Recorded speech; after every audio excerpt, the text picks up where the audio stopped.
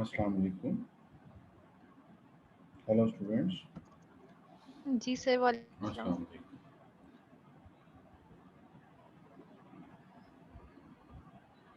आपके पास ये शेयर हो गया था डाटा जो भेजा था आज? हेलो। जी सर, और शेयर हो गया बट वो ओपन नहीं हुआ था हमसे, हमने ऐप नहीं, डाउनलोड फिर हो गए। हो गया, बस ये मैं पूछना था। जी सर।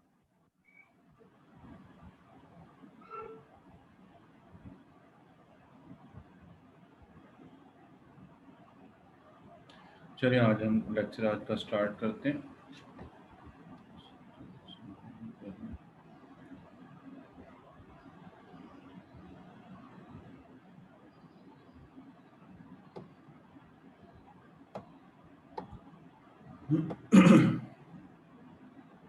देखिए आज हम सब स्पेस और मीट्रिक स्पेस थोड़ा सा डिस्कस करते हैं और किसी भी मीट्रिक स्पेस की सब स्पेस क्या होती है। देखिए जैसे एक्स टी कोई मीट्रिक स्पेस है और वाई एक्स का कोई सबसेट है, then a restriction d dash of d to y cross y is a metric on y, so that y d dash is a metric space, then y d dash is subspace of x d. What does it mean? कि अगर x D metric space हो तो ये क्योंकि यहाँ पे सारा return नहीं है तो वर्बली आपको थोड़ा सा फोकस होकर सुनना पड़ेगा। अगर एक्स डी मीट्रिक स्पेस होगा तो डी फंक्शन होता है एक्स क्रॉस एक्स से आर में। तो अगर x का कोई सबसेट लें लाइक y, तो y क्रॉस y सबसेट होगा x क्रॉस x का। तो d फंक्शन है x क्रॉस x से r में और d डैश फंक्शन है y क्रॉस y से r में। रिस्ट्रिक्शन इसको कहते हैं कि अगर एक फंक्शन किसी सेट पे अप्लाई हो रहा है और r में गिर रहा है, अब किसी भी जगह पे वो जा रहा है, तो अगर हमारे पास फॉर एग्जांपल फंक्शन x से किसी सेट y में जा रहा है, तो x के किसी भी सबसेट पे अगर कोई फंक्शन हो like g from a to y, f है x टू y, g हो हमारे पास a to y with restriction a is a subset of x। तो अगर हमारे पास a के स्मॉल सेट के हर पॉइंट पे f की वैल्यू और g की वैल्यू सेम हो तो हम कहते हैं g is a restriction of f। यानी मैं रिपीट करता हूँ, अगर हमारे पास एक फंक्शन एक सेट से दूसरे सेट में है, तो जो गिवन सेट जिस पे फंक्शन अप्लाई हो रहा है, अगर उसके सबसेट पे कोई और फंक्शन अप्लाई हो और वो भी उसी सेट में जाके गिरे जिसमें हमारे पास पहला फंक्शन गिर रहा है, तो और छोटे सेट के हर पॉइंट पे हमारे पास पॉइंट वाइज वैल्यू सेम आ रही हो, तो हम कहते हैं जो नया वाला फंक्शन है वो पुराने वाले फंक्शन की रिस्ट्रिक्शन है, यानी उसके छोटे सेट पे अप्लाई हो रहा है और आंसर पॉइंट वाइज सेम दे रहा है। तो इस सूरत में आपके पास कोई भी मीट्रिक है जो कि फॉर एग्जांपल x पे मीट्रिक है, तो x cross d is a function from x cross x to r। तो अगर हम x के सेट y पे y क्रॉस y सबसेट होगा x क्रॉस x का, y क्रॉस y पे एक फंक्शन लेते हैं जो कि y क्रॉस y से जाके r में गिरता है और d डैश की y क्रॉस y के हर पॉइंट पे वैल्यू सेम है जो कि d की हमारे पास y क्रॉस y वाले एलिमेंट्स की वैल्यू है, तो हम कहते हैं d dash is a restriction of d। तो इस तरह से ना सिर्फ वो रिस्ट्रिक्शन, और हर मीट्रिक की जो रिस्ट्रिक्शन होती है वो भी मीट्रिक होती है, और इसलिए क्योंकि वो y पे अप्लाई होती है तो y d dash is a subspace of that metric space. Next हमारे पास ओपन बॉल का आइडिया है। तो मुझे नहीं पता स्पेसेस में आपने ओपन स्फेयर पढ़ी है, क्लोज स्फेयर पढ़ी है या बॉल पढ़ी है, लेकिन यहाँ पे ये बिल्कुल सेम आइडिया है जैसे हम open sphere close sphere topology में रीड करते हैं। तो इन आइडियाज को चेक करते हैं। अगर एक्स डी हमारे पास कोई मीट्रिक स्पेस हो, आर ग्रेटर देन जीरो को रियल नंबर हो और एक्स नॉट कोई भी एक्स का पॉइंट हो, then the open ball centered at x naught with radius r is defined to be, इस तरह उसको डिफाइन किया जाता है। तो ये सिंबल कहीं पे ग्रेटर एस और पेंसिस में एक्स नॉट और उसकी बेस में आर, इससे भी शो किया जाता है। यहाँ पे बी एक्स नॉट आर से शो किया जा रहा है। तो दिस इज सेंटर, यानी इस सेंटर पे हमने ओपन बॉल ड्रॉ करनी है और आर रेडियस की ड्रॉ करनी है। तो हो गया क्या, ये हमारे पास all this consists of all those elements of x whose distance from fixed point जिसको हम सेंटर बोल रहे हैं is less than r. तो x naught centred open ball with radius r क्या होगी? एक्स के तमाम ऐसे पॉइंट्स का सेट, तमाम ऐसे एक्स के स्मॉल एक्स पॉइंट्स का सेट जिनका एक्स नॉट से डिस्टेंस लेस देन आर हो. सिमिलरली क्लोज बॉल हमारे पास क्या होती है? तमाम ऐसे एक्स के पॉइंट्स का सेट जिनका सेंटर से डिस्टेंस लेस और इक्वल टू आर हो, यानी लेस भी हो और इक्वल भी हो. और अगर हमारे पास सिर्फ वो वाले पॉइंट्स इकट्ठे किए जाएं जिनका सेंटर से डिस्टेंस इक्वल टू आर होता है तो इसको हम स्फीयर बोलते हैं. तो ये तीन चीज़ें हमने आज नहीं पढ़ी हैं. एक तो हमने सब स्पेस डिफाइन की, और सब स्पेस के लिए आपको रिस्ट्रिक्शन ऑफ फंक्शन का आइडिया होना चाहिए. देन हमने पढ़ा कि किसी मीट्रिक स्पेस की सब स्पेस कैसे डिफाइन की जाती है. Number two, what is open ball, what is close ball, and what is sphere. तो अगर हम पहले तो सबसे ओपन बॉल, क्लोज बॉल और स्फीयर के लिए हम मीट्रिक स्पेस के अंदर कुछ चीज़ें चूज करते हैं. नंबर वन, सेंटर चूज करते हैं, और नंबर टू, रेडियस चूज करते हैं. सेंटर तो कोई भी पॉइंट चूज किया जा सकता है, लेकिन रेडियस में हम ख्याल करते हैं कि radius greater than zero positive sorry positive number हम चूज करेंगे. अगर हम ये चूज कर लें तो हम अगर सर सेंट, जी जी पूछ, स्टूडेंट्स को मैं कर रहा हूँ साथ साथ बेटा, देख लेते हैं. जा और रहे हैं. ये 15 स्टूडेंट्स तो इन है.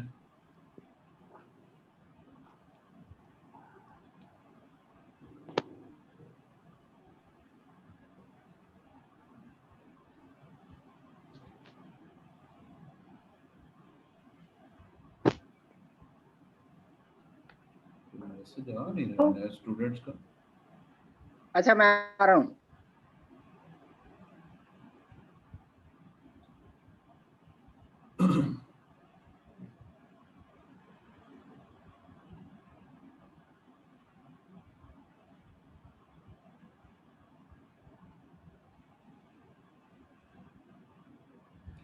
अच्छा, ये हमने तीन चीज़ें पढ़ी, ओपन बॉल, क्लोज बॉल और स्फेयर. और इसकी मुख्तलिफ एग्जांपल्स हम देख सकते हैं. जैसे आर स्क्वेयर पे अगर यूजुअल मेट्रिक हो, या आर पे अगर यूजुअल मेट्रिक हो, जिसको हम d x y equal to x minus y mod बोलते हैं, तो किसी भी पॉइंट पे जो हमारे पास किसी भी रेडियस की, for example x naught r का पॉइंट है और आर रेडियस की अगर हम ओपन बॉल ड्रॉ करेंगे तो एक्चुअली वो ओपन इंटरवल बन जाता है. X naught minus r to x naught plus r open interval. और अगर क्लोज बॉल ड्रॉ करें तो वो हमारे पास एक्स नॉट माइनस आर और x naught plus r close interval बन जाता है. और इस स्फीयर ड्रॉ करेंगे तो इसमें सिर्फ वो वाले पॉइंट्स आएंगे, बाउंड्री पॉइंट्स आएंगे जो एक्स नॉट प्लस आर वाला पॉइंट एग्जैक्टली वो, और जिसके एक्स नॉट माइनस आर वाले पॉइंट्स. इस तरह आर स्क्वायर में अगर हम इन तीन चीज़ों को चेक करते हैं with usual metric, usual distance metric, जो हमारे पास स्क्वायर रूट वाले और first quadrant by first square वाले, तो उससे हमारे पास ओपन बॉल एग्जैक्टली बॉल हमारे पास सर्कल का इंटीरियर साइड बनती है, और क्लोज बॉल जो होती है वो सर्कल का इंटीरियर भी होता है और बाउंड्री भी होती है, और स्फीयर में सिर्फ हमारे पास बाउंड्री होती है. तो ये इस तरह से, इस तरह R3 में चले जाएं तो ये हमारे पास जैसे फुटबॉल होता है, ये उसका अंदर वाला पार्ट ओपन बॉल 3 डायमेंशन हो गई, और हमारे पास अंदर वाला पार्ट और बाउंड्री ये क्लोज बॉल होगी, और सिर्फ हमारे पास उसका खोल वाला पार्ट ये हमारे पास स्फीयर होती है. लेकिन ये फिर उस सूरत में जब आर पे, आर स्क्वायर पे और R3 पे यूजुअल मेट्रिक डिफाइन हो. अगर वो और मेट्रिक डिफाइन होंगे तो उनकी शेप्स डिफरेंट निकलेंगी.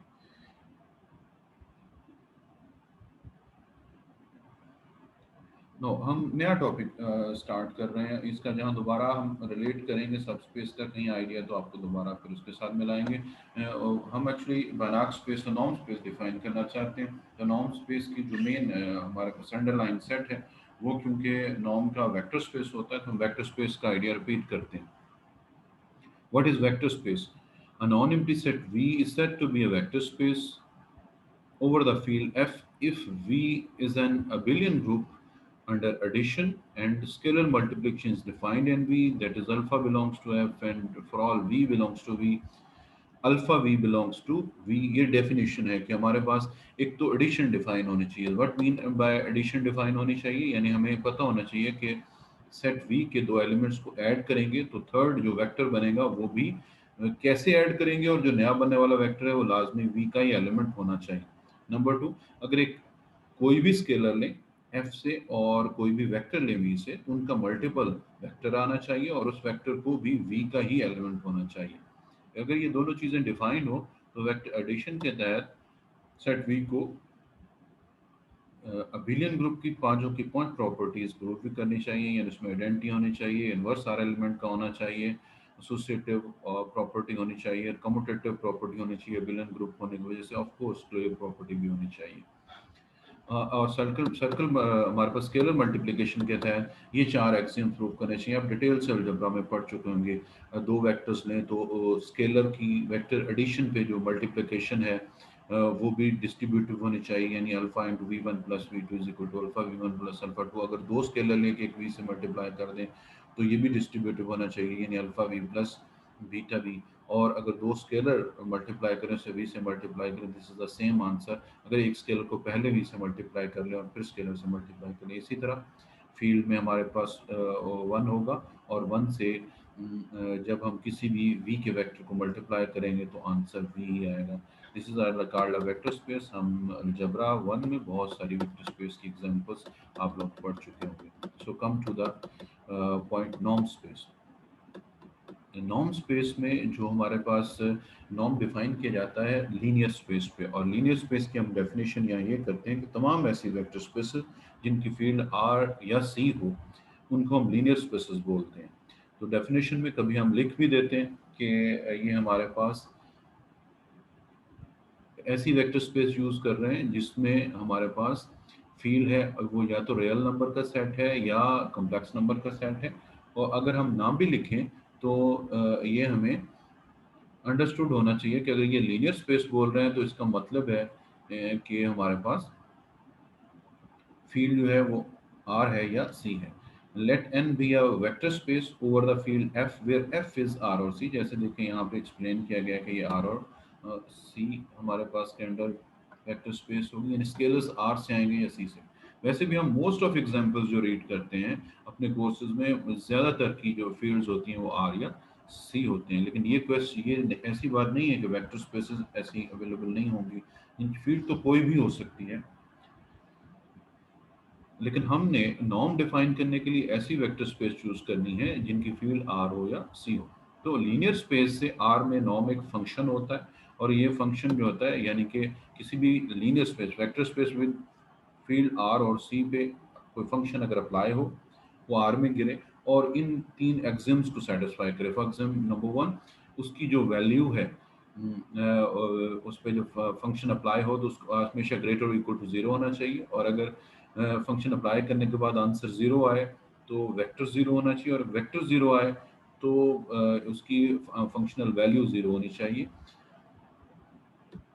इसी तरह सेकंड कंडीशन हमारे पास अगर कोई अल्फा लें स्केलर और अल्फा एक्स का नॉर्म ये लेस इक्वल होना चाहिए alpha mod into x norm, और इसी तरह x plus y norm is less equal to x norm plus y norm, ये वो नॉर्म की ट्रायंगुलर इनक्वालिटी है। तो अगर ये तीन एक्सियम्स ऐसे फंक्शन सेटिस्फाई करता है जो कि लीनियर स्पेस पे अप्लाई हो रहा है और आर में गिर रहा है, तो हम कहते हैं कि फंक्शन इस स्पेस पे यानी इस वेक्टर स्पेस पे जिसको हम लीनियर स्पेस ले रहे हैं ये फंक्शन इस पे नॉर्म है, और n with this norm pair को हम बोलते हैं कि this is a norm space.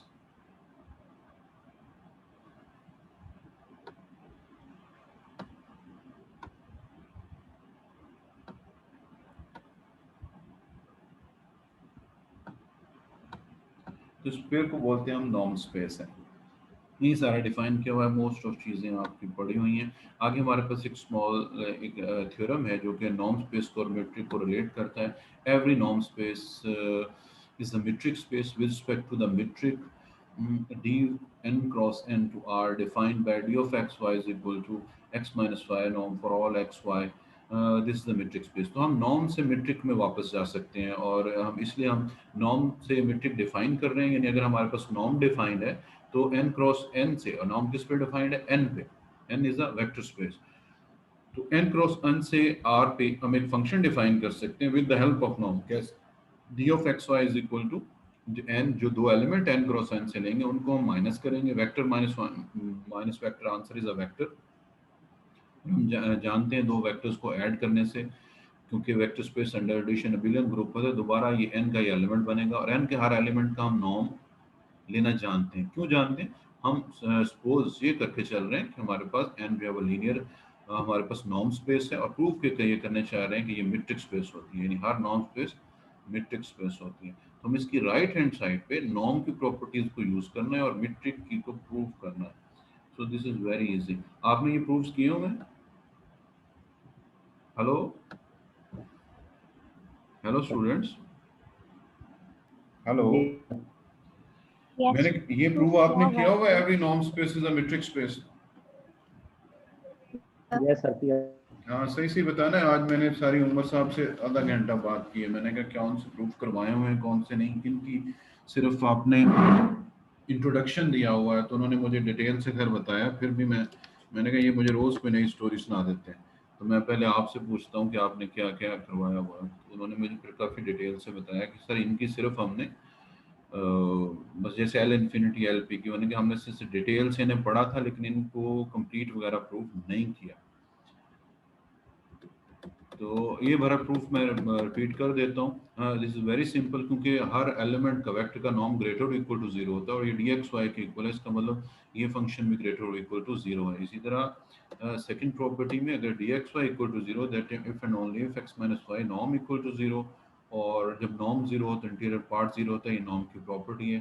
So X minus Y is equal to zero, that if and only if X is equal to Y. So ये हमारे पास काफ़ी सिंपल प्रूफ है इसका।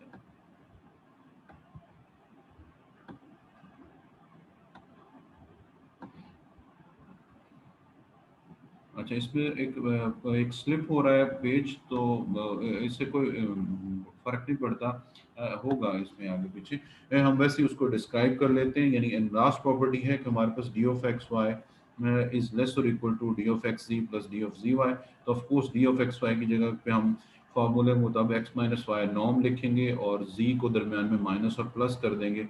और नॉर्म की प्रॉपर्टी है क्योंकि A plus B norm is less और equal to A norm plus B norm, तो उससे हम सेपरेट करेंगे तो हमारे पास फोर्थ प्रॉपर्टी प्रूव हो जाएगी, जिससे ये शो होता है कि every norm space is a metric space.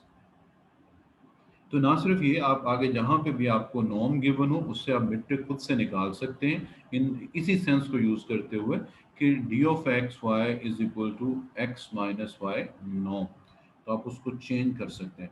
इस तरह नॉर्म की एग्जांपल्स हैं, जैसे फर्स्ट एग्जांपल जो है वो बड़ी इजी दी गई है कि हमारे पास आर आर जैसे है, इसको प्रूव करने के लिए नॉर्म स्पेस है। आर आर से मुराद है वेक्टर्स भी आर से आ रहे हैं और स्केलर्स भी आर से आ रहे हैं, जैसे हम वी इंटू एफ बोलते हैं।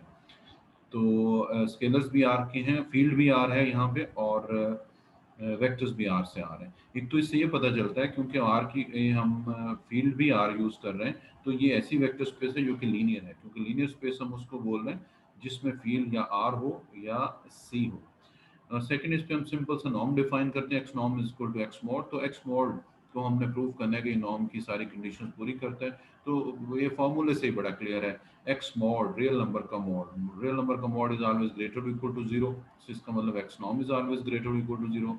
इस तरह जब एक्स नॉर्म जीरो होगा तो एक्स मॉड जीरो होगा, और एक्स मॉड कब जीरो होता है? जब अंदर वाला पार्ट यानी एक्स जीरो। इस तरह जीरो का मॉड जीरो होता है और जीरो का मॉड इसी तरह एक्स नॉर्म इक्वल आ जाएगा। तो ये अल्फा एक्स नॉर्म, अल्फा अगर आर से लिया जाए और एक्स हमारे पास वेक्टर हो आर का, तो अल्फा एक्स नॉर्म हमारे पास इक्वल होता है अल्फा एक्स मॉड के according to the given formula. तो मॉड में ये दो रियल नंबर का प्रोडक्ट है, इनको चाहे प्रोडक्ट करके मॉड ले लें या मॉड लेके प्रोडक्ट कर लें, इस पर कोई फर्क नहीं पड़ता। So this is equal to this. तो ये अल्फा मॉड वैसे ही रहेगा, एक्स मॉड को हम चेंज कर सकते हैं दोबारा एक्स नॉर्म में, तो ये अल्फा एक्स नॉर्म इक्वल हो जाएगा alpha mod into x norm के। इसी तरह हम नेक्स्ट मॉड की प्रॉपर्टी यूज करते हैं, यानी x plus y norm equal आएगा x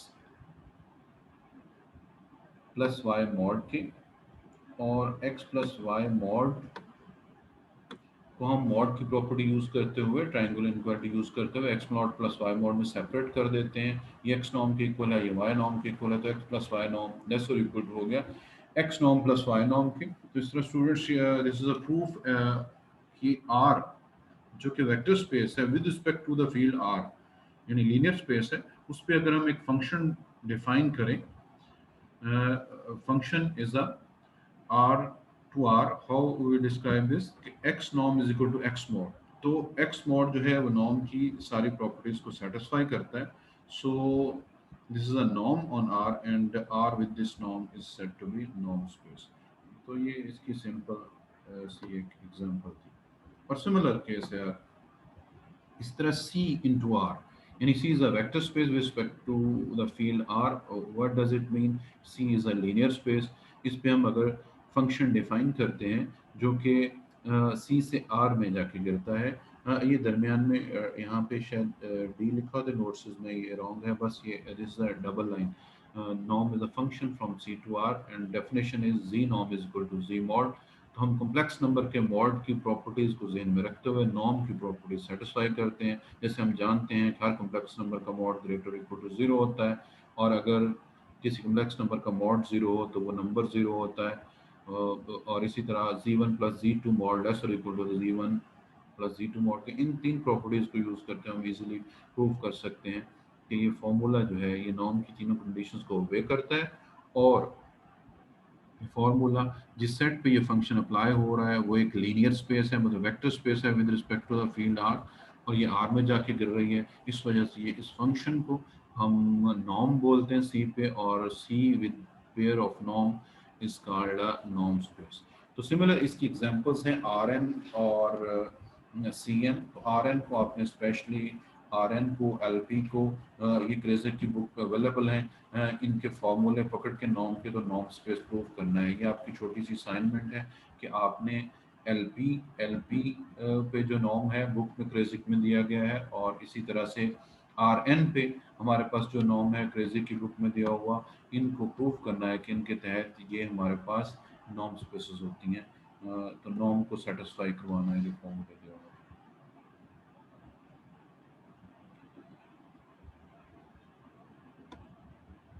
Now, what are Banach spaces?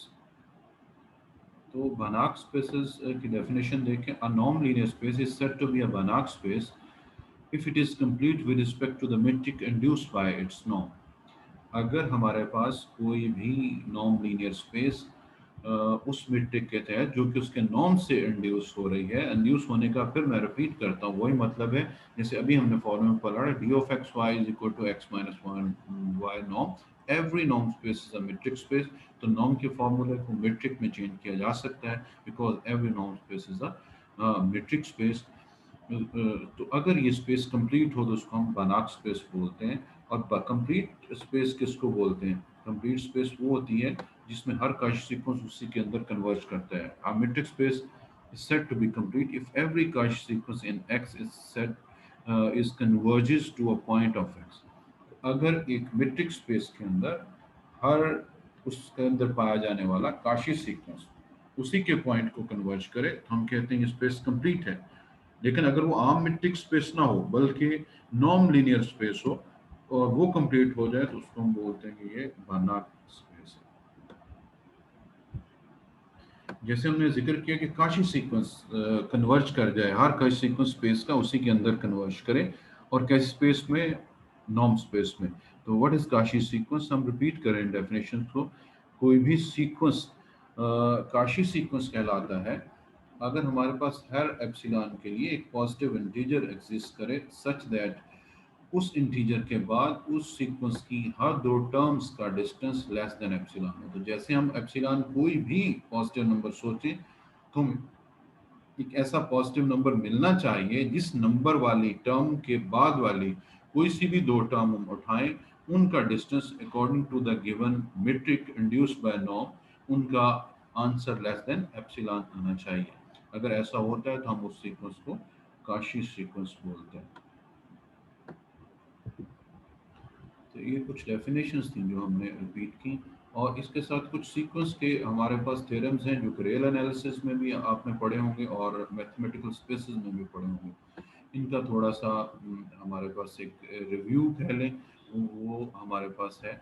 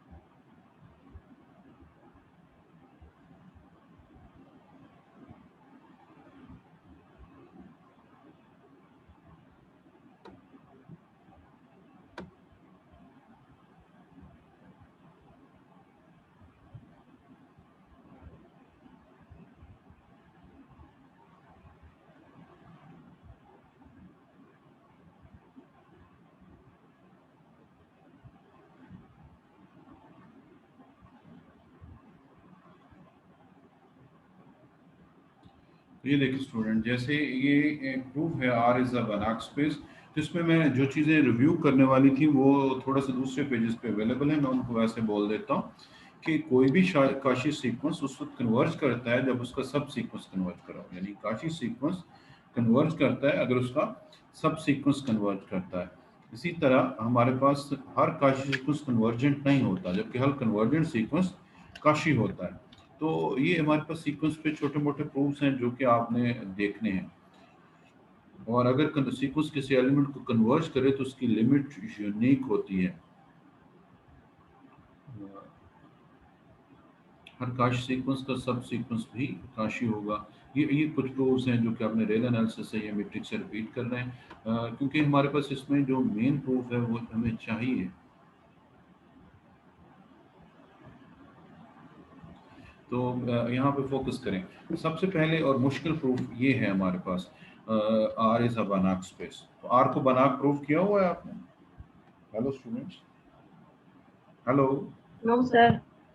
हाँ, ये थोड़ा टफ प्रूफ है, अमूमन इसको वैसे ही बता दिया जाता है और उसकी बेस पे आगे हम सी को कंप्लीट प्रूफ कर देते हैं, इस तरह एलपी को कंप्लीट प्रूफ कर देते हैं, आरएन को कंप्लीट प्रूफ कर देते हैं। तो ये सारे इसके इसकी इसकी बेस पे प्रूव होते हैं कि आर कंप्लीट है। नो हम प्रूव करते हैं कि हमारे पास सी कंप्लीट है या आर एन कंप्लीट है। तो आप लोगों ने आज के लेक्चर में मीटिंग अगर दोबारा ज्वाइन करनी पड़ी तो करनी है, अगर कोई आपका लेक्चर नहीं है तो हम इसको कंप्लीट प्रूव करेंगे।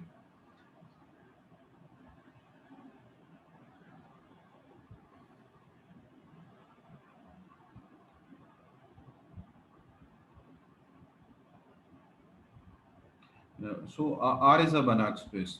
तो बनाक स्पेस प्रूव करने के लिए हमारे पास डेफिनेशन बनाक की क्या है कि जिस स्पेस को बनाक प्रूव करना उसको पहले तो नॉर्म स्पेस होना चाहिए, नंबर 2 कंप्लीट होना चाहिए। तो नॉर्म स्पेस के लिए हमारे पास तीन कंडीशंस हमारे पास। पहली कंडीशन क्या है कि जिस सेट को हम नॉर्म बोलते हैं उसको प्रूव करते हैं, उस पर नॉर्म लेते हैं, उसको वेक्टर स्पेस होना चाहिए, लीनियर स्पेस होना चाहिए। तो हम नंबर 1 कंडीशन देखें, ये R is a vector space with respect to R, क्योंकि R के तहत वेक्टर स्पेस है। जो वेक्टर स्पेस R फील्ड के तहत या C के तहत होती है उसको हम लीनियर स्पेस बोलते हैं। तो पहली कंडीशन लीनियर स्पेस वाली ये प्रूव, हम इसको दोबारा से प्रूव नहीं करते, हम बस अपना नॉलेज शो करते हैं। R is a norm space with respect to the norm. अभी हमने पढ़ा है कि R विद मॉडुलस नॉर्म जो है फॉर्मूला, नॉर्म की कंडीशन जो है वो पूरी होती हैं। सो R with this formula, this linear space with this formula is a norm space. ये दो कंडीशंस को हम दोबारा प्रूव में जिक्र नहीं करते।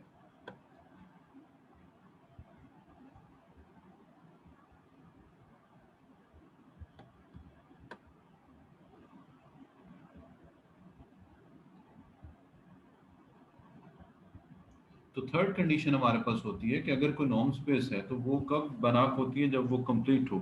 तो कंप्लीट के लिए क्या प्रूव करते हैं कि हर हमारे पास जो काशी सीक्वेंस है स्पेस का, उस स्पेस के अंदर कन्वर्ज करता है।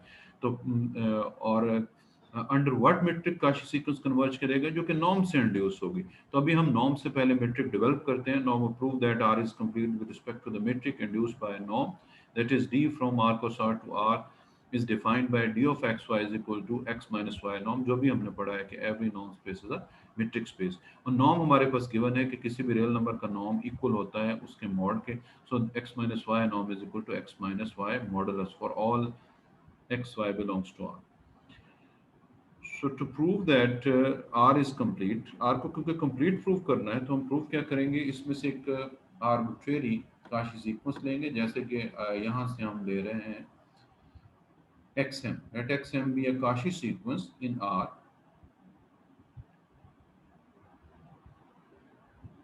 तो हम काशी सीक्वेंस की डेफिनेशन को यूज करते हुए और ऊपर मीट्रिक की डेफिनेशन को यूज करते हुए और अपने गिवन नॉलेज को रियल एनालिसिस के या स्पेसेस के को यूज करते हुए प्रूव करेंगे कि ये काशी सीक्वेंसेस के अंदर कन्वर्ज करता है।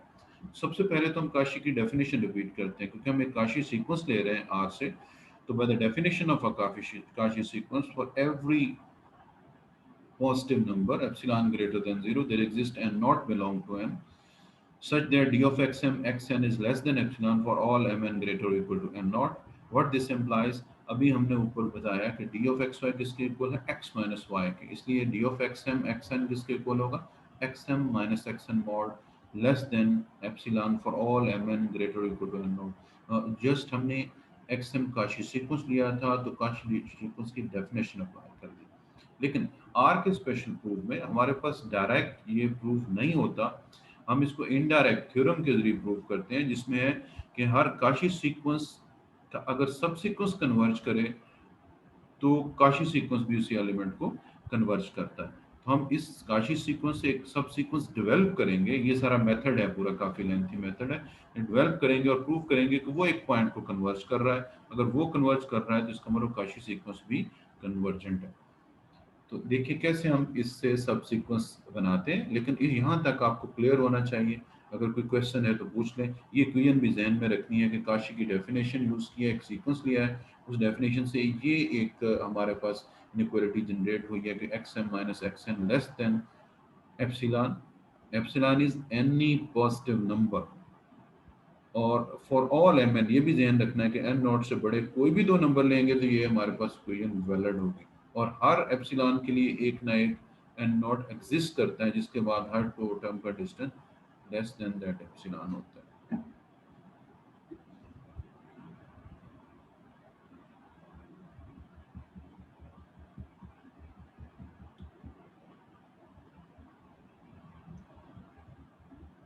जी स्टूडेंट्स, जितना अभी हमने रीड किया है इसमें कोई क्वेश्चन हो तो पूछें। हेलो हेलो स्टूडेंट्स, कोई क्वेश्चन?